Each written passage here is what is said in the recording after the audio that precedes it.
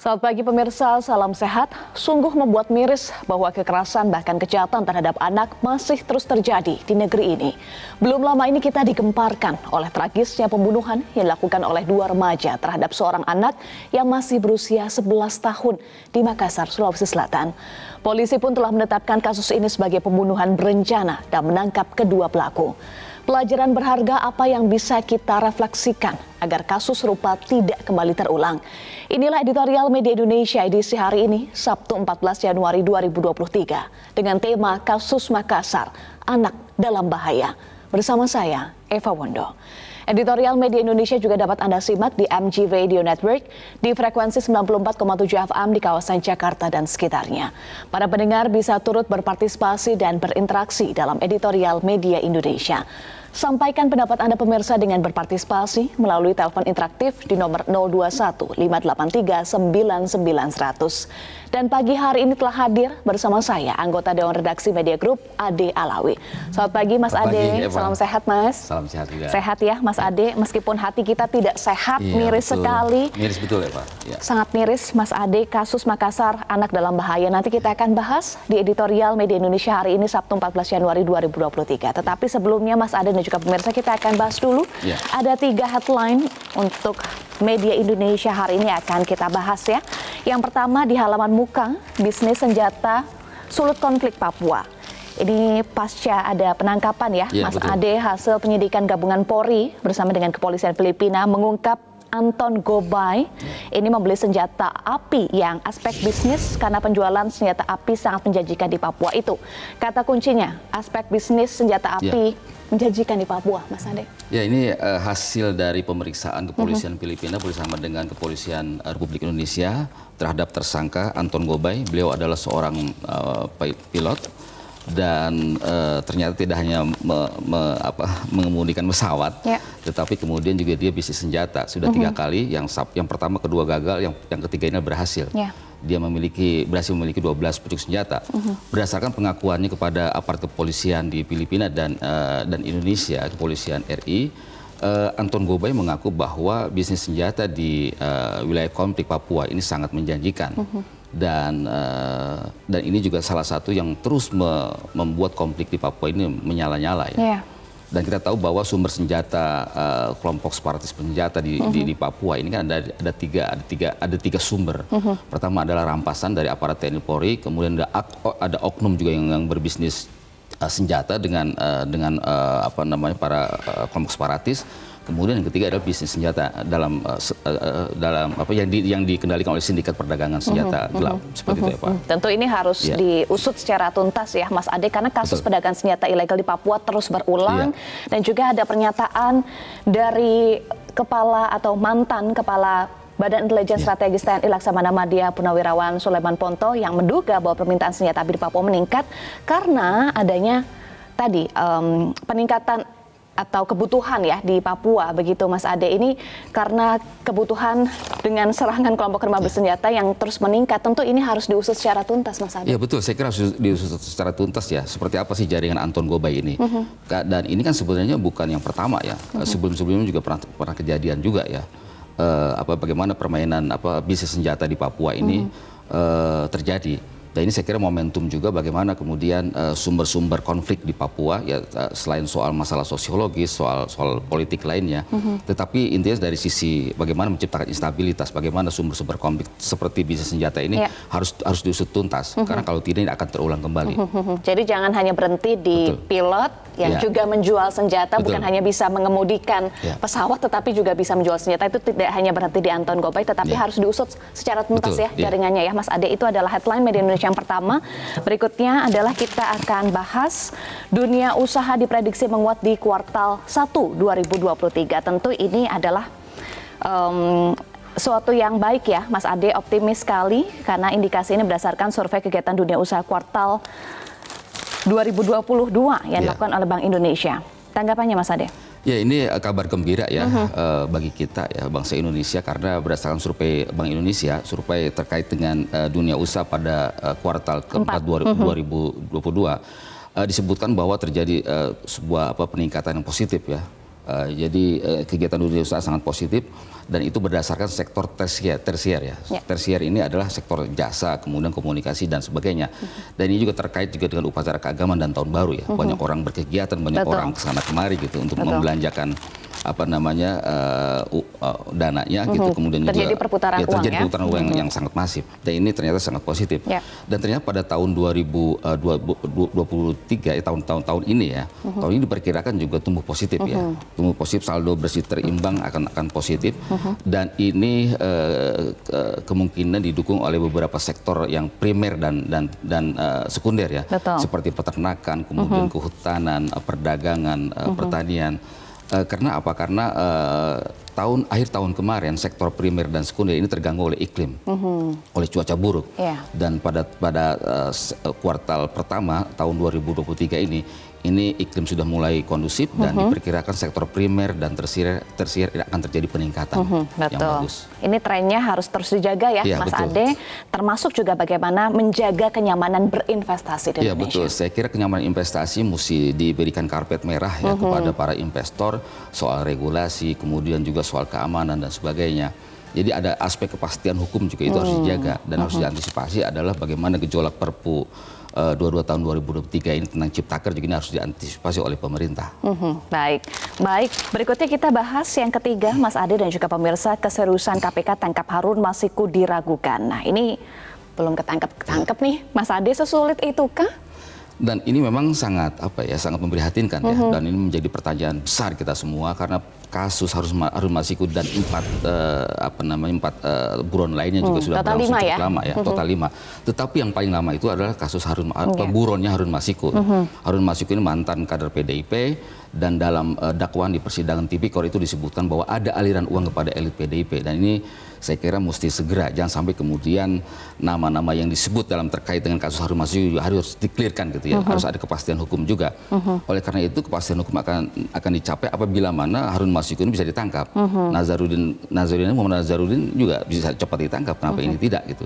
Dan Harun Masiku juga kasusnya berawal dari penyergapan Harun Masiku, dia masuk ke sekolah kepolisian, disitulah terjadi hambatan-hambatan sehingga kemudian Harun Masiku lepas dari kejaran penyidik KPK ketika itu. Jadi menjadi pertanyaan besar, kenapa sampai hari ini belum juga ditangkap? Tetapi sebelumnya ada informasi bahwa posisinya sudah diketahui, jadi sebetulnya tidak mudah, bukan sulit. Ya sebenarnya sangat mudah ya, karena ketika orang berpergian ke luar negeri itu kan juga terdeteksi di imigrasi negara tujuan mana yang disasar gitu.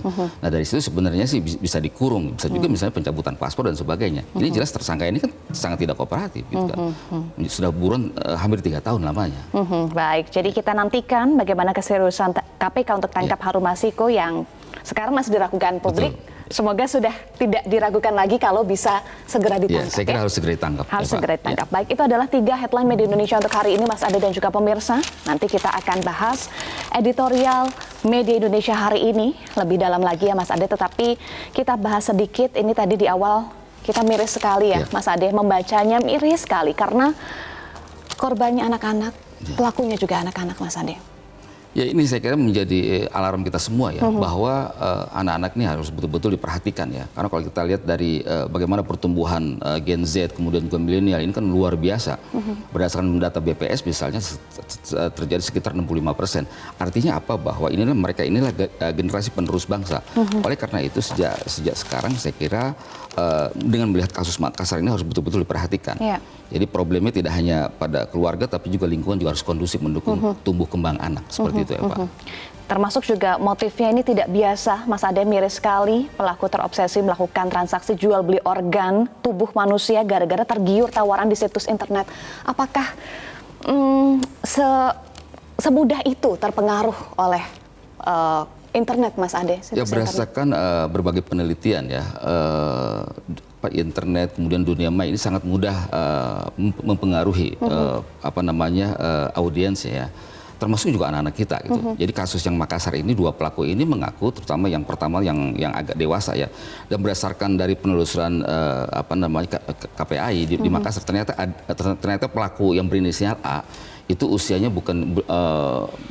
sudah bukan lagi anak-anak, usianya sudah 18 tahun. Artinya yang inisial pelaku yang inisial A ini ini sudah dewasa. Sudah dewasa artinya si pelaku yang dewasa ini terancam pasal 340 pembunuhan berencana, bisa hukuman mati seumur hidup dan minimal 20 tahun. Jadi ini sangat miris sekali.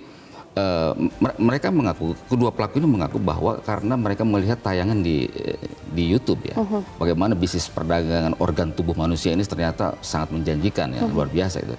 Nah ini saya kira sangat memprihatinkan bagaimana seorang remaja itu ini mempunyai pikiran besar untuk melakukan kejahatan besar. Ini kan bisnis organ tubuh ini bisnis luar biasa, sindikasi gitu, sindikasi internasional. Dan ini hanya bisa dilakukan orang dewasa, tapi ini orang katakanlah dari kawasan timur gitu, notabene agak ya di daerah begitu, mempunyai pikiran seperti itu. Ini kan sangat miris sekali. Miris sekali, kadang juga tidak masuk di logika kita ya, betul. Mas Ade. Kalau kita bicara soal internet kan seperti pedang bermata dua ya, Mas Ade. Ada sisi positif, ada sisi negatif.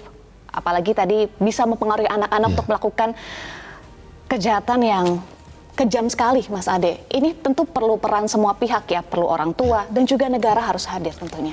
Ya betul, saya kira yang paling penting adalah ketika kita menghadapi era digital ini kan sekarang hidup serba digital dan serba mudah. Lewat genggaman tangan kita ini kita bisa tahu apa yang terjadi di berbagai belahan dunia.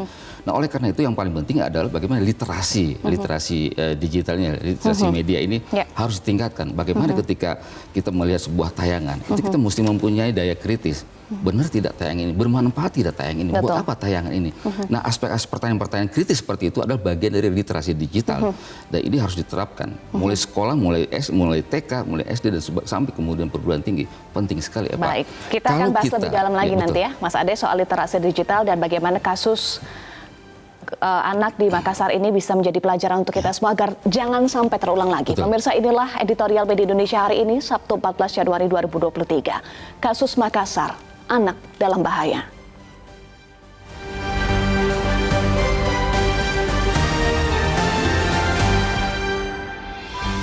Kasus Makassar, anak dalam bahaya.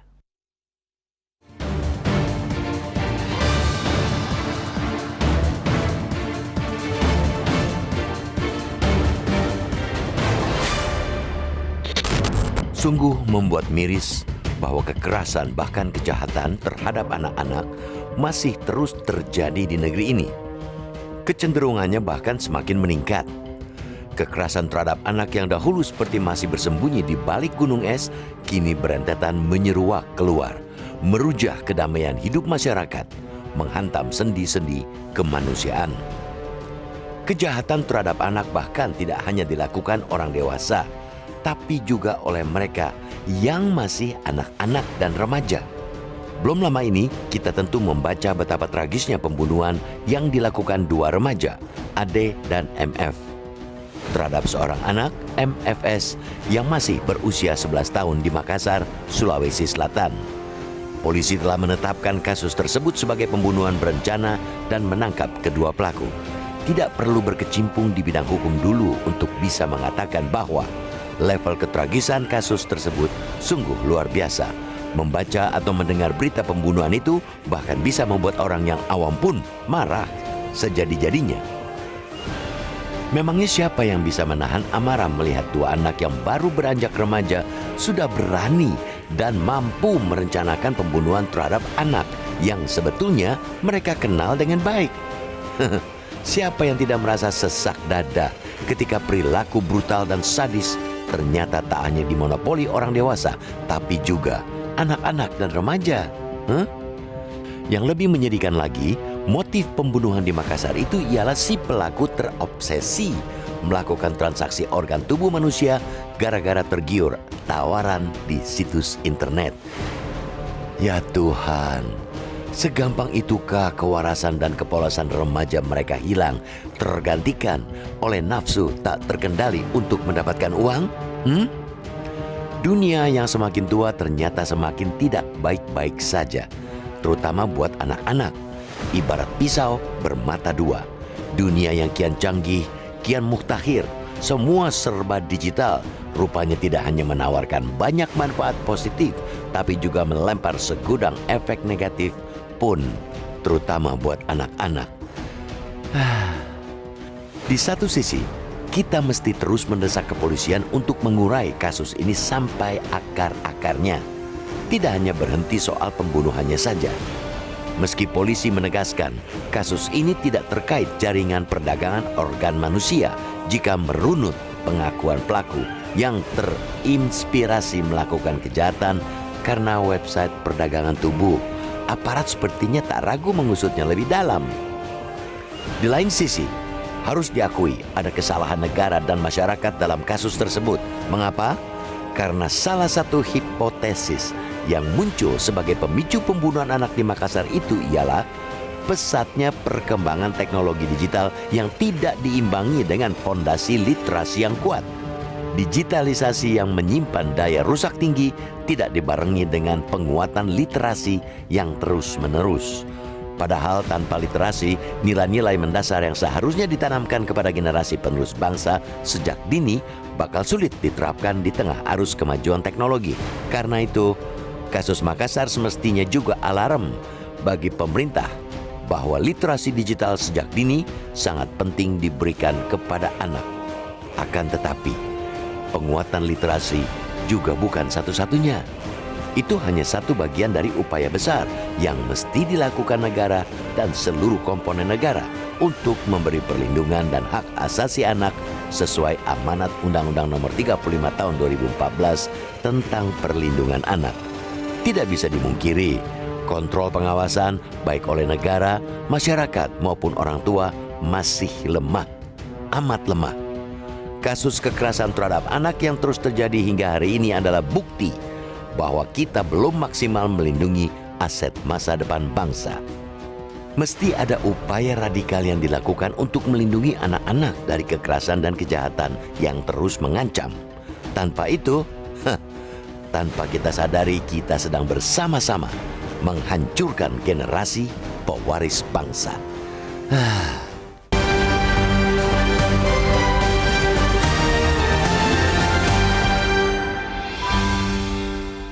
Pemirsa, kami harus jeda dulu. Editorial Media Indonesia akan kembali sesaat lagi untuk Anda.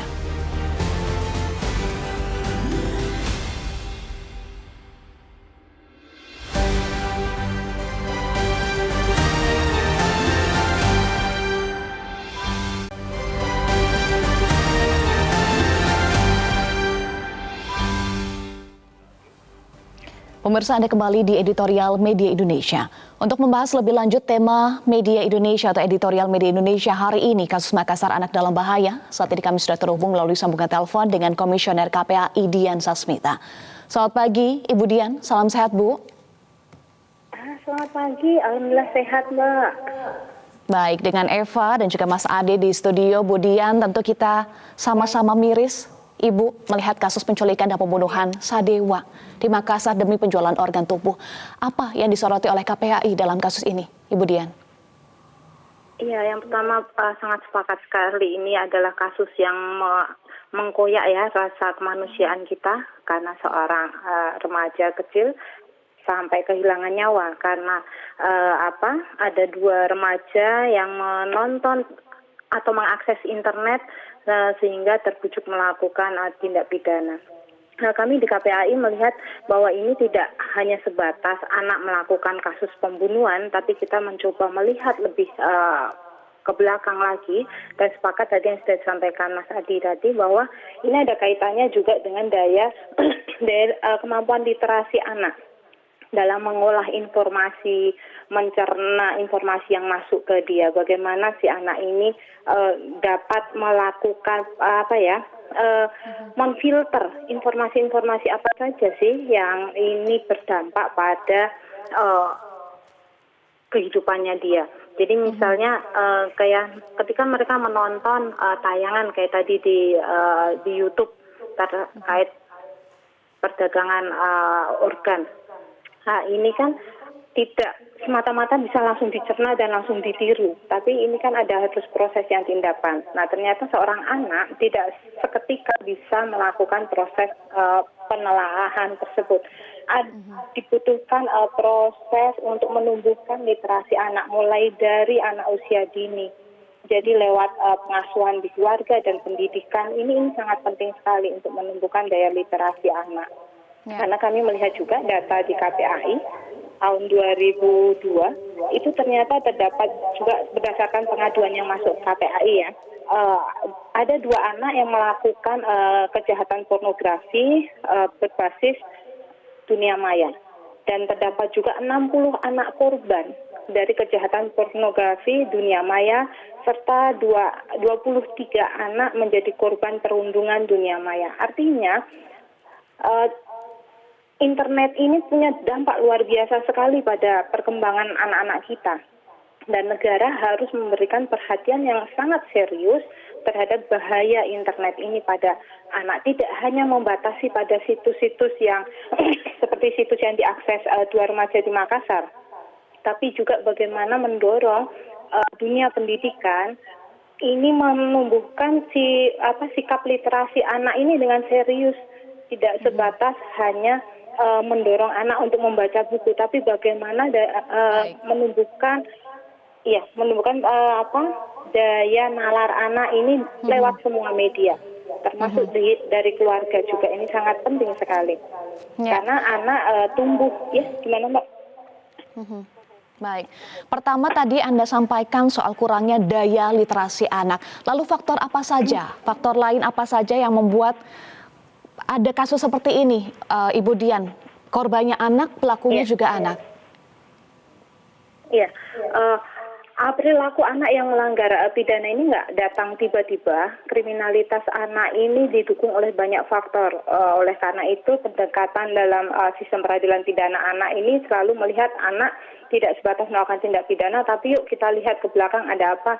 Makanya pelibatan pekerja sosial, PK Bapas ini sangat penting untuk memotret kehidupan anak. Nah, anak-anak kita yang tumbuh di dalam pengasuhan yang disfungsi, kurang kasih sayang, kurang perhatian, ini menumbuhkan anak-anak yang kecerdasan emosionalnya rapuh. Anak-anak dengan kecerdasan emosional rapuh, mereka ini sangat mudah sekali terpengaruh oleh hal-hal negatif. Mereka mudah sekali untuk memberikan respon agresif. Mereka mudah putus asa. Nah, sikap-sikap seperti ini muncul karena anak diasuh kurang kasih sayang, kurang perhatian. Jadi kasus ini bisa menjadi alarm bagi kita semua, para orang tua, apakah kita dalam mengasuh anak di rumah sudah memenuhi hak-hak dasar paling basic anak terkait pengasuhan ini. Kasih sayang yang tidak perlu biaya mahal, tapi kehadiran kita secara nyata, mengajak ngobrol anak itu adalah sebenarnya harus sederhana, tapi itu penting sekali di dalam proses tumbuh kembang anak, mulai dari 0, 7 tahun, 7, 14, dan selanjutnya. Baik, jadi kehadiran, kasih sayang, afeksi dari orang tua ini juga sangat penting ya, Ibu Dian, untuk tumbuh kembang anak.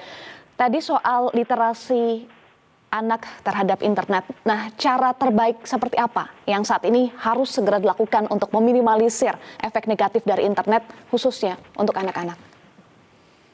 Iya, yang pertama kalau dari lingkungan keluarga ya, orang tua hadir ketika anak mengakses internet. Tidak hanya hadir secara fisik, tapi juga bisa membangun komunikasi.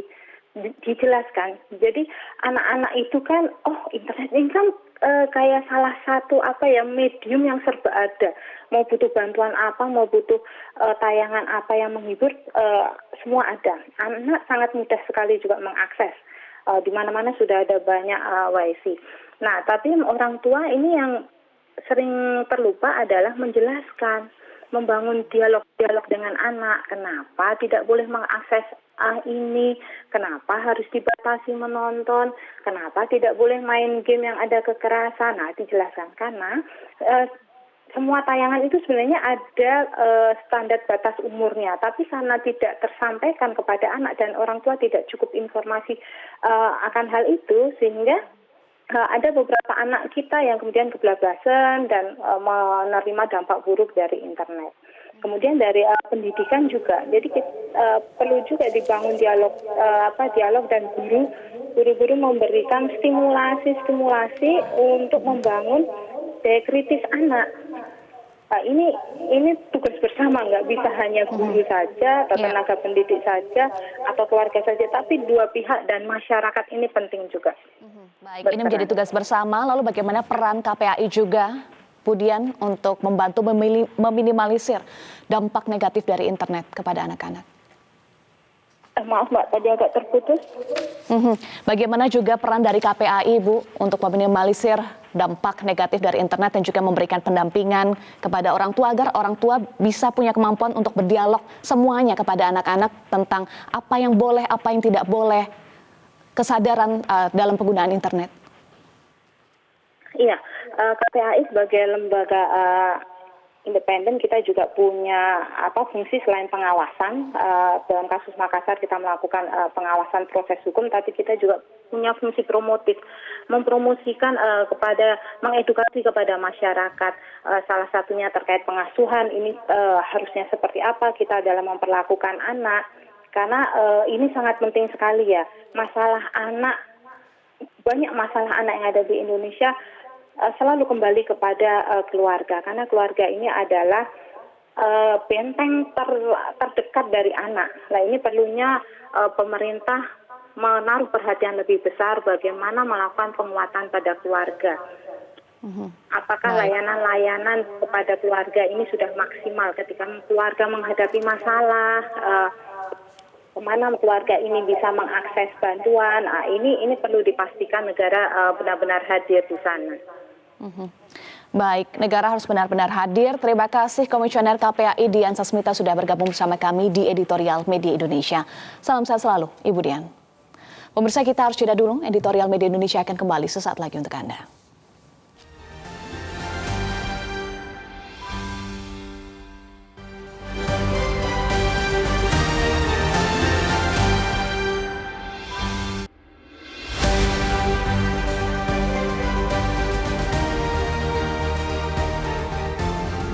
Media Indonesia mengajak Anda untuk mengakses fitur premium e-paper. Dengan sajian konten berbasis intelektual dan meneguhkan kebangsaan, Media Indonesia tampil dengan lebih dinamis melalui e-paper Media Indonesia yang dapat Anda akses kapan saja, di mana saja. Caranya mudah, download aplikasi Media Indonesia di Android atau ketik link e-paper.mediaindonesia.com atau bisa scan QR code pada layar kaca Anda. Klik tab e-paper di bagian samping layar tablet Anda, daftarkan data diri, serta pilih paket berlangganan e-paper Media Indonesia sesuai dengan kebutuhan Anda. Nikmati juga bonus spesial tambahan 4 halaman rubrik fokus setiap hari. Semua bisa Anda dapatkan hanya di e-paper Media Indonesia. Untuk informasi lebih lanjut, hubungi customer service di nomor 0811 1201 2018 atau kunjungi media sosial @mediaindonesia. Media Indonesia, referensi bangsa.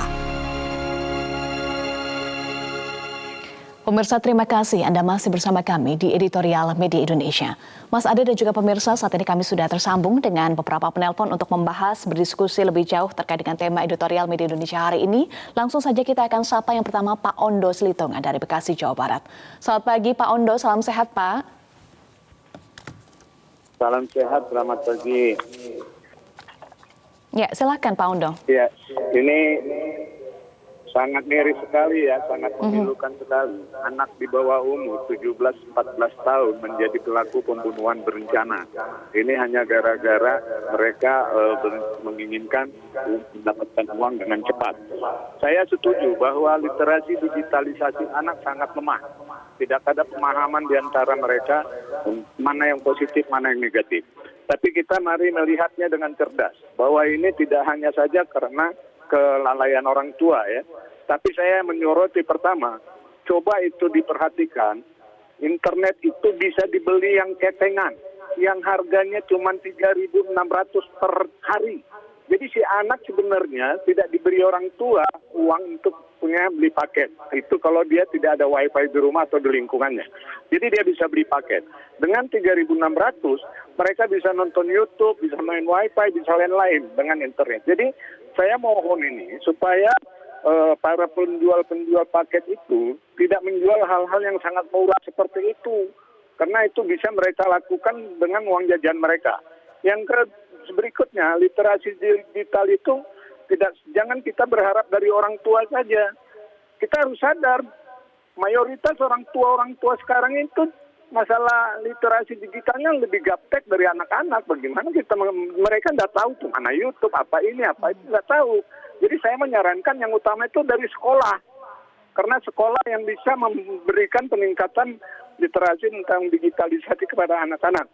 Jadi termasuk juga misalnya tokoh-tokoh agama melalui pengajian, melalui sekolah minggu kalau Kristiani, dan lain-lain. Jadi kita kalau terlalu mengharap dari orang tua, sulit karena orang tua nggak ngerti malah itu. Jadi demikian saran saya. Yang pertama, paket-paket itu harusnya dilarang. Terima kasih. Baik, terima kasih Pak Ondo Slitung dari Bekasi, Jawa Barat. Berikutnya Ibu Ong Mewa dari Pejaten, Jakarta. Selamat pagi Ibu Ong. Silahkan Ibu. Selamat pagi Mbak Eva, selamat pagi Kang Ade. Assalamualaikum warahmatullahi wabarakatuh. Waalaikumsalam warahmatullahi wabarakatuh. Iya, sangat memprihatinkan kejahatan anak di bawah umur dengan kecanggihan digital internet. Inilah Mbak, bagaimana peran seorang orang tua agar anaknya itu tidak selalu menonton internet. Karena pelajaran di internet ini ada yang baik, ada yang tidak baik, Mbak Eva.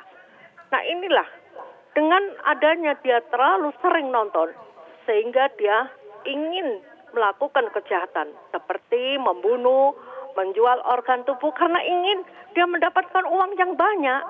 Lalu ibu nanya, bagaimana peran orang tua untuk mengawasi putra-putranya, terutama kalau dia keluar rumah ingin tadi pergi nonton nyewa internet, itu harus diawasi Mbak.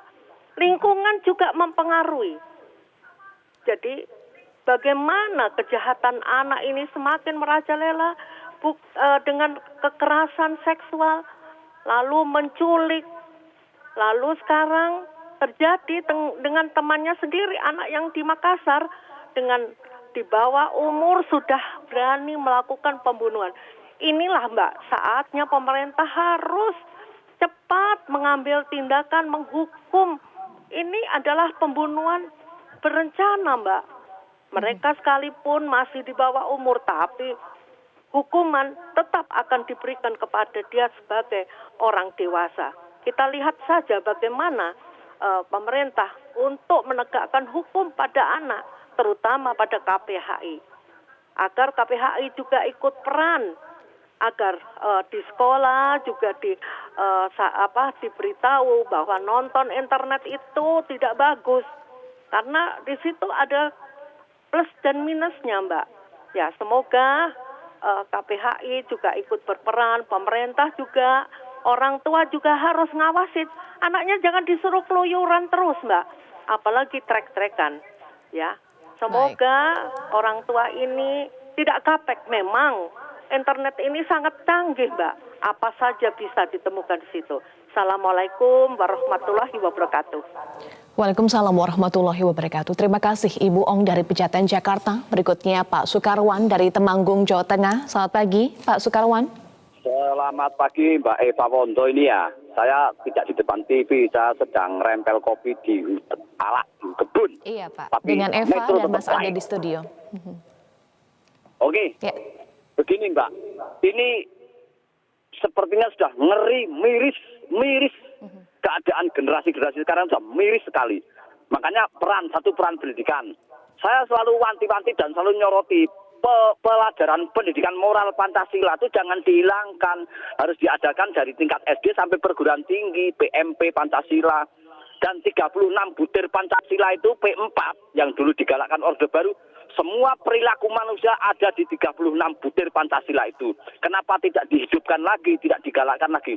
Kemudian peran orang tua itu sangat berperan sekali penting, harus ketat.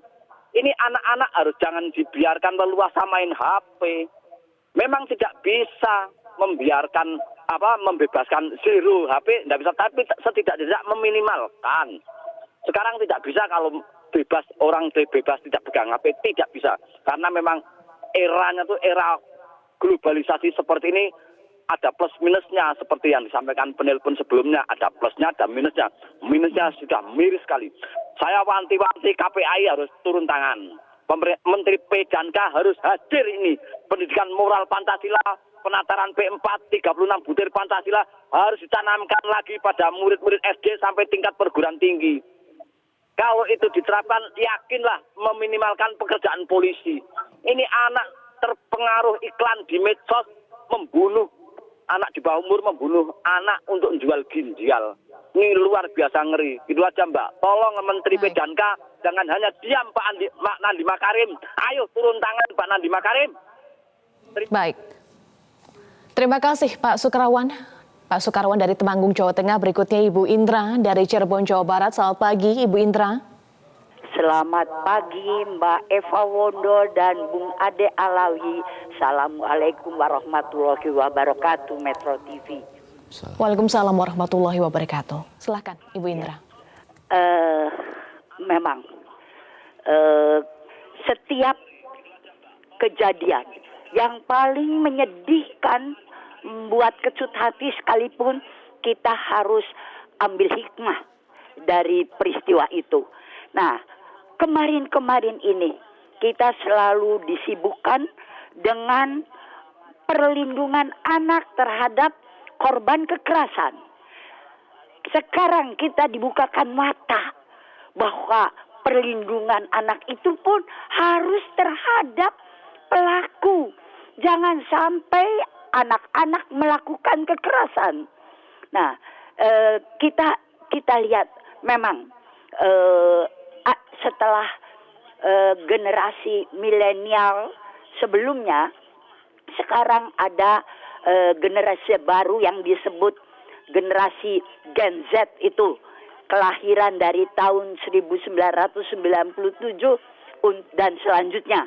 Nah, anak-anak yang dilahirkan dalam generasi Gen Z ini, kita lihat mereka hidup dalam resesi ekonomi global dunia. Ada perang, ada cuaca ekstrim dan sebagainya. Kemudian disusul dengan pandemi, ya, COVID-19. Nah, itu kita disibukkan oleh hal-hal demikian. Dan yang terpenting, generasi Gen Z ini adalah anak-anak yang begitu kentalnya dipengaruhi oleh medsos itu, oleh HP dan sebagainya itu. Nah, ini yang paling diperhatikan oleh kita. Karena mereka kan terbentuk menjadi generasi yang sulit. Tadi dikatakan oleh pakar dari perlindungan anak, mereka sulit berkomunikasi, sulit untuk bersosialisasi, dan rentang sekali, mudah patah. Jadi sudah waktunya, tidak hanya Bung Menteri Pendidikan saja, semua kita, orang tua, guru, dosen, pimpinan dari pesantren, pendidikan keagamaan dan sebagainya, harus memperhatikan keadaan generasi Gen Z ini untuk supaya tidak berlaku pragmatis dan terlalu ditekan oleh aspek-aspek finansial itu, sehingga tergiur untuk melakukan apa saja demi mendapatkan uang. Mungkin itu yang bisa saya sampaikan. Terima kasih Bung Ade Alawi dan Mbak Eva Bondo. Assalamualaikum warahmatullahi wabarakatuh. Waalaikumsalam warahmatullahi wabarakatuh. Terima kasih Ibu Indra dari Cirebon, Jawa Barat.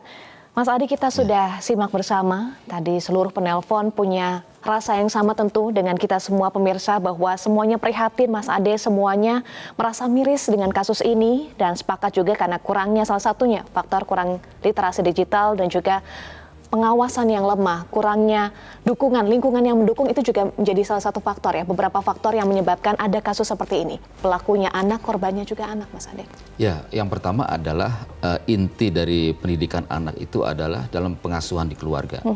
Pengasuhan di keluarga itu harus hangat dan komunikatif ya, jangan buntu di situ. Karena kalau tadi disampaikan hasil dari pemeriksaan kepolisian, di rumahnya aja bermasalah gitu loh. Jadi hubungan antara anak dan orang tua juga bermasalah, sering mengalami konflik, kekerasan. ya seperti itu. Dan berdasarkan temuan dari KPAI, Komisi Perlindungan Anak Indonesia, 2016 sampai 2020 itu terjadi 655 anak-anak yang menjadi pelaku kekerasan. Istilahnya kalau dalam undang-undang peradilan anak yang berhadapan dengan hukum, ini trennya terus menaik. 3 tahun terakhir itu di atas 100. Ini juga membuktikan bahwa ada masalah besar dalam dunia anak-anak kita ini. Nah, oleh karena itu pengasuhan di keluarga ini saya kira juga sangat penting. Kemudian juga di sekolah dan lingkungan. Nah, perlu juga saya kira bagaimana lingkungan tempat tinggal juga ini dibuatkan sebuah lingkungan yang ramah anak. Salah satu indikator dari lingkungan ramah anak itu adalah adanya ruang bermain di situ. Sebaiknya ada 1 RT atau 1 RW 1 taman. Jadi ini saya kira perlu sekali. Jadi anak-anak diberikan ruang di situ untuk bermain. Jangan kemudian sambil mojok segala macam main HP sendirian seperti itu. Jadi saya kira sangat tidak bagus ya. Ciptakanlah sebuah lingkungan yang kondusif, yang komunikatif, suportif dan produktif. Produktif dalam artian bahwa anak-anak tidak hanya menjadi konsumen ya, menjadi orang yang hanya menikmati konten-konten di media sosial, tapi dia mampu memproduksi kebaikan, mampu memproduksi hal-hal yang positif, yang menginspirasi seperti itu. Jadi penanganan masalah anak ini seperti kasus Makassar ini tidak hanya di sektor hilir, tapi juga dari hulu. Dari hulu itu dari keluarga, lingkungan, sekolah, dan sebagainya. Baru kemudian dari aspek penegakan hukumnya. Aspek penegakan hukumnya juga harus berbeda.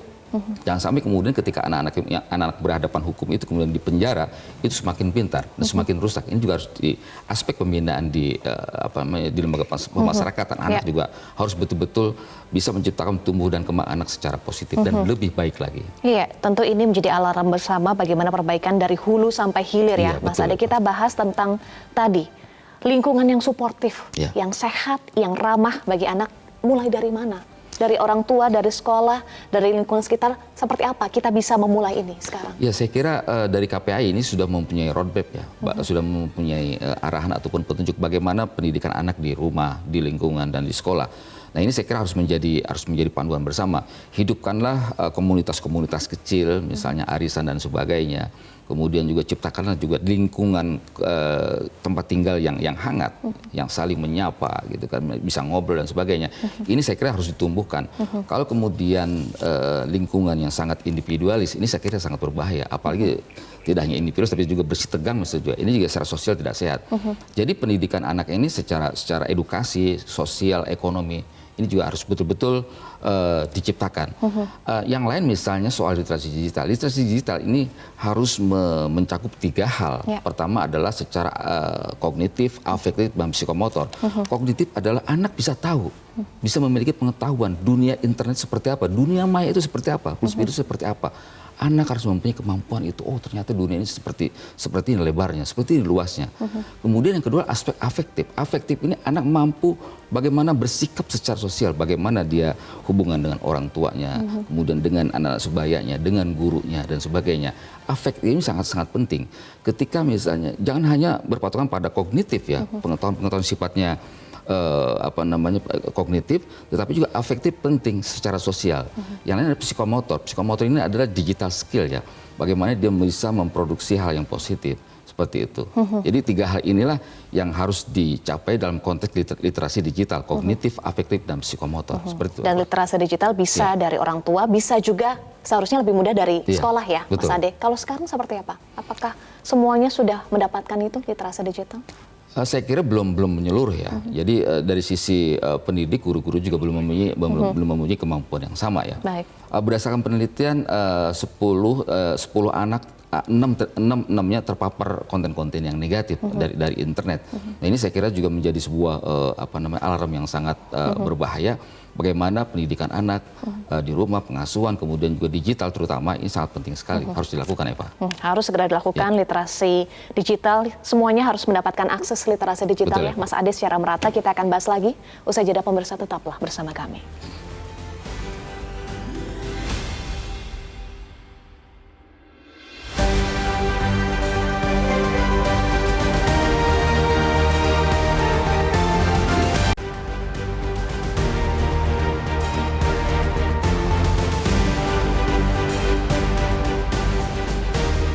Pemirsa, menanggapi kasus pembunuhan anak di Makassar demi menjual organ tubuh, Kriminolog Universitas Indonesia Adrianus Meliala menyatakan pelaku perdagangan manusia dan organ ilegal saat ini akan semakin sulit dilakukan karena prosesnya yang panjang.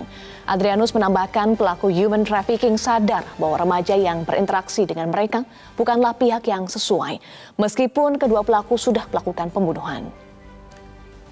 Di Makassar ini kelihatannya adalah bahwa website yang amat serius itu menawarkan suatu kejahatan yang amat serius itu kemudian dikonsumsi oleh anak muda, anak remaja, ya, yang kemudian segera tergiur dengan angka-angka uang yang ditawarkan, maka kemudian lalu segera mengikutinya tanpa berpikir tentang beberapa kompleksitas. Sebagai contoh misalnya bahwa untuk mengambil organ ilegal dari tubuh seseorang itu artinya membunuh. Yang kedua, bahwa untuk mengambil organ ilegal dan kemudian mengirimkannya kepada orang yang membutuhkan itu juga perlu proses yang amat panjang. Nah, karena dalam hal ini kenaifan dari anak muda itu, dari remaja itu, hal itu nggak diperhitungkan, maka kemudian lalu mereka lakukan. Iya, Mas Ade dan juga pemirsa, anak menjadi kelompok rentan. Ini juga menjadi salah satu faktor ya, Mas Ade, kenapa ada kasus seperti ini? Ya, anak memang kelompok yang sangat-sangat rentan karena dia belum memiliki kemampuan berpikir ya, secara positif ya. Dan ini saya kira perlu upaya-upaya pendidikan yang lebih baik lagi ya. Anak harus diberikan pengetahuan mana yang baik dan mana yang benar ya. Nah, kemudian soal literasi digital, selain digital skill ya, yang paling penting yang lebih advance lagi itu adalah digital etik ya. Anak bisa tahu bagaimana dia berperilaku di dunia maya. Bagaimana anak bisa tahu apa yang harus dia lakukan gitu. Daya kritis ini harus diciptakan. Tanpa daya kritis ini akan berbahaya, Eva. Jadi anak-anak kalau ada sebuah ungkapan mengatakan bahwa anak ini kan ibarat anak panah. Sementara orang tua ini kan ibarat busur. Jadi kegagalan busur untuk melepaskan anak panah juga sangat berbahaya. Jadi pertama ruang pengasuhan, kemudian juga di sekolah dan di lingkungan. Tiga hal inilah yang menjadi inti pendidikan anak yang sebenarnya, Eva. Orang tua, sekolah, dan lingkungan di sekitar anak. Tetapi juga kita tidak boleh melupakan peran negara yang harus hadir ya, Mas Ade. Kominfo resmi menutup akses 7 situs dan 5 grup media sosial yang membuat konten jual beli organ tubuh manusia pada Kamis 12 Januari 2023. Apakah ini sudah cukup? Ya, saya kira patroli cyber ya, ini harus dilakukan oleh pemerintah ya, oleh Kominfo, oleh kepolisian dan sebagainya. Kemudian Badan Sandi dan Cyber Negara ini juga aktif juga melakukan patroli. Nah, ini saya kira harus terus digencarkan. Tetapi tidak hanya penanganan secara penanganan takedown dan sebagainya, tapi ada pendidikan. Pendidikan mesti sering-sering ke sekolah, datang ke sekolah, memberikan pengajaran kepada anak-anak. Seperti apa sih dunia internet, gitu, dunia maya gitu. Jadi aspek pendidikan ini sangat-sangat penting sekali apa yang menjadi dasar bagaimana kemudian anak-anak bisa menerima pengetahuan secara positif tentang dunia maya seperti apa dan bagaimana berperilaku di dunia maya. Konkretnya bagaimana peran negara untuk betul-betul hadir menjaga generasi muda ini? Peran negara adalah memberikan pendidikan yang baik, kemudian juga kurikulum yang bagus, yang membumi. Anak tidak hanya diberikan pengetahuan, tetapi juga bagaimana etika, kemudian juga aspek-aspek yang terkait dengan akhlak ini sangat penting sekali ya Pak. Artinya kemampuan memiliki pengetahuan tapi kemudian gagal dalam secara afektif, ini juga sangat-sangat berbahaya. Jadi dua dimensi inilah kognitif afektif ini sangat penting sekali ya Pak. Lalu siapa sebetulnya dari negara yang punya peran untuk itu? Pertama soal literasi digital, kemudian soal pengawasan juga kepada anak-anak. Lalu memberikan pendampingan kepada sekolah, memberikan pendampingan kepada orang tua, Mas Ade. Kita ini kalau kita lihat dari sisi regulasi, ini sudah cukup mumpuni ya. Dari sisi regulasi, kemudian juga dari sisi aparatur, kita mempunyai Kementerian Pemberdayaan Perempuan dan Anak, kemudian juga kita punya KPAI dan sebagainya, punya NGO-NGO. Ini saya kira mesti ada keterpaduan ya. Mereka harus memiliki roadmap bersama bagaimana pendidikan anak. Sehingga dengan demikian, dengan keterpaduan inilah pendidikan anak bisa dilakukan secara menyeluruh ya Pak, dari hulu sampai hilir. Seperti itu. Tentu ini menjadi alarm bersama ya Mas Ade, ini bukan kasus yang biasa, maka penanganannya juga jangan biasa-biasa saja ya Mas Ade, harus luar biasa. Apa terakhir catatan media Indonesia agar semuanya punya rasa yang sama, alarm yang sama untuk betul-betul mencegah jangan sampai ada kasus seperti ini lagi, Mas Ade? Ya, harus dipahami bahwa anak ini adalah penerus bangsa ya. Artinya ketika kita gagal menangani anak, maka kita akan gagal menghadapi masa depan bangsa ini. Jadi itu saya kira yang harus digarisbawahi. Berikanlah pendidikan yang sangat baik, kemudian bagaimana mereka ini didorong juga untuk lebih produktif lagi. Tidak hanya menjadi konsumen, tapi juga mampu menciptakan konten-konten yang baik ya. Karena memang kita tidak bisa lepas dari dunia maya sekarang ini, dari dunia internet ya. Jadi bagaimana kita menghadapi dunia maya ya, kita tidak bisa secara sporadis. Tapi kita harus memiliki jiwa pertama kritis, kemudian juga kita mampu menciptakan hal yang positif di dunia maya. Ini saya kira menjadi poin penting, Eva. Baik, betul Mas Ade, duka mendalam untuk keluarga korban. Betul. Lalu kita juga awasi bersama proses hukumnya, dan tentu karena ini anak-anak juga harus ada pendampingan juga ya, Mas Ade. Betul, Eva.